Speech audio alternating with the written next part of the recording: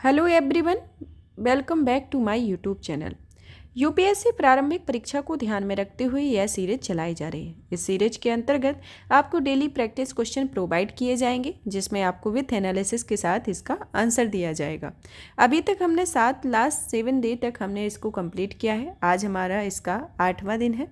इसके अंतर्गत देखते हैं कि कौन कौन से क्वेश्चन हैं। आज डेली आपको कुछ डिफरेंट टाइप के क्वेश्चन प्रोवाइड कराए जाते हैं, जो कि आपके प्रीवियस ईयर पर भी आधारित है। आपकी कुछ जो यूपीएससी में टर्मिनोलॉजी से रिलेटेड जो भी क्वेश्चन आते हैं उससे रिलेटेड है, और आपके कुछ प्रैक्टिस क्वेश्चन होंगे। उस तरीके से आपसे रोजाना डिफरेंट टाइप के क्वेश्चन को सॉल्व कराया जाएगा। क्योंकि अभी 26 मई को एग्ज़ाम है, तो अभी आपका जब से स्टार्ट हो गया, आज इसका 8वां दिन है, तो तब तक आते आते आपके बहुत सारे क्वेश्चन उस तरीके से प्रैक्टिस के तौर पे हो जाएंगे, और आपको 5 से 10 मिनट के अंदर में आपको ये सेशन आपका कंप्लीट कर दिया जाता है, ताकि आप दिन भर पढ़ाई करें और रात में इस क्वेश्चन को देख के अपना रिवीजन कंप्लीट करें।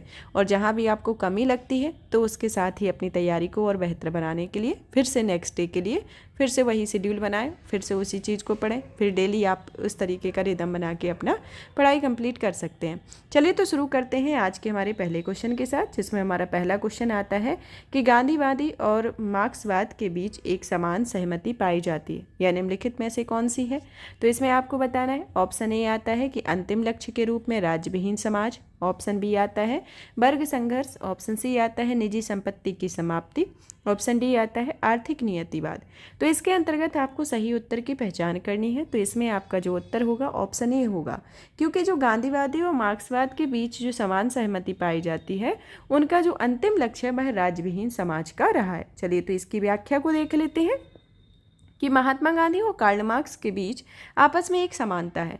दोनों राज्यविहीन समाज और वर्गविहीन समाज स्थापित करना चाहते थे, परंतु दोनों के साधन भिन्न भिन्न थे। महात्मा गांधी इसे अहिंसक साधनों के माध्यम से प्राप्त करना चाहते थे, बल्कि ये जो मार्क्स थे वो इन्हें हिंसक साधनों के माध्यम से इसे प्राप्त करना चाहते थे। लेकिन दोनों के जो विचार थे, दोनों इनमें एक समानता थी, राज्यविहीन समाज और वर्गविहीन समाज स्थापित करना चाहते थे। चलिए तो नेक्स्ट क्वेश्चन आता है हमारा कि निम्नलिखित में से कौन सा अंतर्राष्ट्रीय मुद्रा कोष के मुख्य अर्थशास्त्री या चीफ इकोनॉमिस्ट के पद पर कार्यरत रहे हैं। मतलब कि कौन रह चुके हैं। जैसे option A Ashok Lahiri, option B Sumatra Ghoshal, option C Soumitra Chaudhuri और ऑप्शन डी रघुराम राजन। तो इसमें आपकी ऑप्शन डी है वो सही है, क्योंकि रघुराम राजन जी हैं जो मुख्य अर्थशास्त्री के तौर पर इस पद पर रहे भी हैं। चलिए तो इनके बारे में जान लेते हैं कि रघुराम राजन जो है वह 1 अक्टूबर 2003 से 29 दिसंबर 2006 तक अंतर्राष्ट्रीय मुद्रा कोष के अनुसंधान विभाग के मुख्य अर्थशास्त्री और निर्देशक रहे थे। श्री रघुराम राजन जी जो है वह आईआईटी दिल्ली से इलेक्ट्रिकल इंजीनियरिंग में ग्रेजुएट है और आईआईएम अहमदाबाद से एमबीए की डिग्री हासिल की हुई है। अब आते हैं आपके अशोक लाहिड़ी जी। अशोक लाहिड़ी जी जो हैं वह वित्त और कंपनी मामलों के मंत्रालय के आर्थिक संबंध विभाग में मुख्य आर्थिक सलाह के रूप में इन्होंने कार्य किया हुआ है। सुमित्रा घोषाल जो है वह विश्व के सुप्रसिद्ध मैनेजमेंट गुरु थे और वर्ष 2000 में इनके द्वारा लिखी गई पुस्तक managing radical change what Indian companies must do to become world class काफ़ी परिचित रही। इनका जन्म 1948 में कोलकाता में हुआ था तथा इनका निधन 3 मार्च 2004 को हुआ था। अब आते हैं आपके डॉक्टर सौमित्र चौधरी, जो कि डॉक्टर सी रंगराजन की अध्यक्षता वाली प्रधानमंत्री की आर्थिक सलाहकार परिषद के सदस्य थे। तो ये प्रमुख जो व्यक्तित्व रहे उनके बारे में डिटेल में जाना। अब नेक्स्ट क्वेश्चन आता है हमारा कि निम्नलिखित युग्मों पर विचार कीजिए, जिसमें पहला युग्म दे दिया गया है कि अशोक लेलैंड जो है हिंदुजा समूह से संबंधित है। तो इसमें आपको बताना है कि कौन एक दूसरे से संबंधित है। हिंडाल्को उद्योग, एबी बिरला समूह, सुजलॉन एनर्जी, पुंज लाइट समूह। तो इसमें आपका जो पहला और दूसरा एक दूसरे से सम्मिलित है, तो ऑप्शन ए आपका सही होगा, और जिसमें केवल 1 और 2 सही है। चलिए तो इसकी व्याख्या को देख लेते हैं कि आपका जो सुजलॉन एनर्जी एक विंड पावर कंपनी है, जिसकी स्थापना 1995 में तुलसी तांती के द्वारा की गई थी, और आपका ये दूसरा वाला तभी सुमेलित नहीं है, पहला और दूसरा सुमेलित है।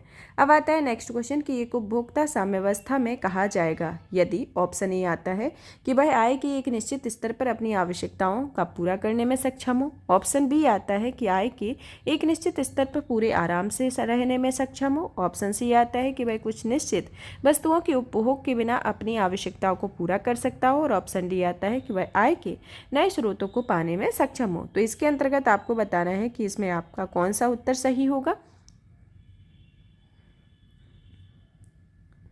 तो इसमें आपका जो उत्तर आता है ऑप्शन ए सही होगा कि वह आय के एक निश्चित स्तर पर अपनी आवश्यकताओं को पूरा करने में सक्षम हो। इसके संदर्भ में है उसे उपभोक्ता साम्यावस्था कहा जाता है। चलिए तो जान लेते हैं इसके अंतर्गत जो आवश्यक शर्त क्या होती है। इसके अंतर्गत शर्त होती है कि यह एक निश्चित आय स्तर पर उसे अधिकतम संतुष्टि का स्तर प्राप्त हो, और इस दृष्टि से कहा जा सकता है कि उपभोक्ता साम्यावस्था में तब कहा जाएगा जब वह आय के एक निश्चित स्तर पर अपनी आवश्यकताओं को पूरा करने में सक्षम हो। तो इसके संदर्भ में आता है, तो आपका ऑप्शन ए सही है। नेक्स्ट क्वेश्चन आता है आपका कि अर्थशास्त्रियों के निम्नलिखित वर्गों में से किस वर्ग ने बाजार अर्थव्यवस्था पर प्रबल समर्थन किया था। तो इसमें बताना है आपका, इसके अंतर्गत ऑप्शन ए आता है एडम स्मिथ कीन्स हिक्स के द्वारा, ऑप्शन बी आता है एडम स्मिथ मार्क्स स्ट्रेमलिन के द्वारा, ऑप्शन सी एडम स्मिथ हेयंग और फ्रीडमैन के द्वारा, option D Adam Smith Ricardo J K Galbraith के द्वारा। तो इसके अंतर्गत आपका जो उत्तर है वह ऑप्शन डी होगा। तो आपका ऑप्शन डी सही होगा। नेक्स्ट क्वेश्चन आता है आपका कि पूर्ति पक्ष अर्थशास्त्र पर अधिक जोर दिया हुआ है। ऑप्शन ए उत्पादक के दृष्टिकोण पर, ऑप्शन बी विश्व अर्थव्यवस्था के दृष्टिकोण पर, ऑप्शन सी उपभोक्ता के दृष्टिकोण पर, और ऑप्शन डी बिचौलिए के दृष्टिकोण पर। तो इसके अंतर्गत आपका जो उत्तर होगा ऑप्शन ए होगा, क्योंकि ये उत्पादक के दृष्टिकोण पर जोर देता है। चलिए तो इसकी व्याख्या को जान लेते हैं कि पूर्ति पक्ष जो अर्थशास्त्र से तात्पर्य होता है कि वस्तुओं की आपूर्ति उत्पादन करने वालों अर्थात उत्पादकों के आर्थिक दृष्टिकोण के अध्ययन से होता है। अब नेक्स्ट क्वेश्चन आता है आपका कि बंदी की द्वंद्वदशा या प्रिजनर्स डायलेमा शब्द निम्नलिखित में से किससे संबंधित है। तो इसमें जो आपका ऑप्शन ए है कांच निर्माण की तकनीक से, ऑप्शन बी आता है नौवहन उद्योग में प्रयुक्त शब्द से, ऑप्शन सी क्रीड़ा सिद्धांत के अंतर्गत से स्थितियों में से एक, ऑप्शन डी सुपर कंप्यूटर के नाम से। तो इसमें आपको बताना है कि इसके अंतर्गत आपका क्या उत्तर सही होगा। तो इसमें आपका जो उत्तर है ऑप्शन सी होगा कि यह क्रीड़ा सिद्धांत के अंतर्गत स्थितियों में से एक से संबंधित है, जिसे प्रिजनर्स डायलेमा के रूप में कहा जाता है। प्रिजनर्स डायलेमा या बंदी की दुविधा खेल या क्रीड़ा का सिद्धांत के अंतर्गत एक समस्या के रूप में इसे जाना जाता है। खेल सिद्धांत अर्थशास्त्र का एक सिद्धांत होता है जिसका प्रतिपादन जॉन बॉन न्यूमैन और ऑस्कर मॉगस्टन के द्वारा किया गया था। अब आपका नेक्स्ट क्वेश्चन आता है कि वित्त मंत्री संसद में बजट प्रस्तुत करते समय अन्य प्रलेख भी प्रस्तुत करते हैं, जिनमें बृहद आर्थिक रूपरेखा विवरण भी सम्मिलित हो रहते हैं, और यह पूर्वोक्त प्रलेख निम्न आदेशन के कारण प्रस्तुत किया जाता है। तो इसमें आपको बताना है कि यह किस आदेशन के कारण प्रस्तुत किया जाता है। ऑप्शन ए आता है चिरकालिक संसदीय परंपरा के कारण, ऑप्शन बी आता है भारत के संविधान के अनुच्छेद 112 तथा अनुच्छेद 110 के क्लॉज 1 के कारण, ऑप्शन सी आता है भारत के संविधान के अनुच्छेद 113 के कारण, और ऑप्शन डी आता है राजकोषीय उत्तरदायित्व एवं बजट प्रबंधन अधिनियम 2003 के प्रावधानों के कारण। तो इसमें आपको बताना है कि आपका कौन सा उत्तर सही होगा। तो इसमें उत्तर आपका जो होगा ऑप्शन डी आएगा कि यह जो है कि प्रत्येक वर्ष केंद्रीय बजट प्रस्तुति के समय संसद के समक्ष एक बृहद आर्थिक रूपरेखा विवरण प्रस्तुत किया जाता है। यह राजकोषीय उत्तरदायित्व और प्रबंधन अधिनियम 2003 की धारा 3 के क्लॉज 5 के तहत प्रस्तुत किया जाता है। FRBM अधिनियम सरकार को विशिष्ट अंतर्निहित धारणाओं के संबंध में अर्थव्यवस्था के विकास की संभावनाओं का आकलन करने का एक निर्देश देता है, जिसमें GDP वृद्धि दर, केंद्र सरकार का राजकोषीय संतुलन, अर्थव्यवस्था के बाहरी क्षेत्र के संतुलन के बारे में मूल्यांकन शामिल होता है। अब आता है आपका नेक्स्ट क्वेश्चन, जिसमें भारतीय अर्थव्यवस्था के संदर्भ में निम्नलिखित कथनों पर गैर वित्तीय ऋण में सम्मिलित है, इनके बारे में बताना है। जिसके अंतर्गत आपका पहला दिया गया है कि परिवारों का बकाया ऋण, दूसरा दिया गया है क्रेडिट कार्डों पर बकाया राशि, तीसरा दिया गया है राजकोष बिल।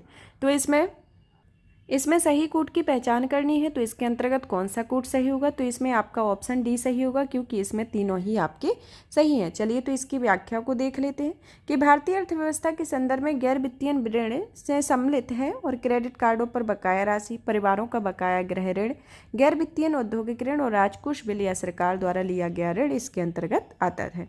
यहाँ पर ये सेशन फिनिश होता है। नेक्स्ट सेशन के साथ मिलेंगे। तब तक वीडियो को ज़्यादा से ज़्यादा शेयर करें, चैनल को सब्सक्राइब करें, वीडियो को लाइक करें। धन्यवाद।